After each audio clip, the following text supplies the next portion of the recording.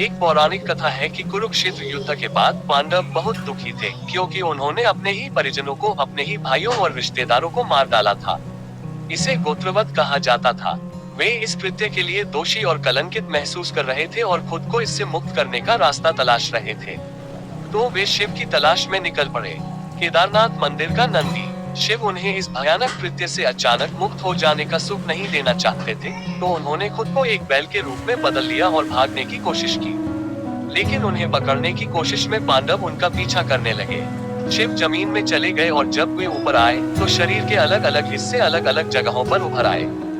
बैल का कुबड़ केदारनाथ है, आगे के दो पैर तुंगनाथ हैं, जो केदार के रास्ते में है। नाभि हिमालय के भारतीय भाग में मध्य महेश्वर नामक स्थान पर प्रकट हुई, जो एक बहुत शक्तिशाली मणिपूरक लिंग है, और शिव की जटाएं कल्पनाथ नामक स्थान पर प्रकट हुई।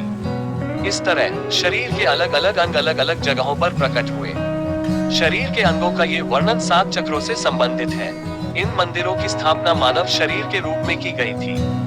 यह एक महान प्रयोग था, एक विशाल शरीर बनाने की कोशिश करना। ऐसा ही एक शरीर भारतीय हिमालय की दिशा में हुआ।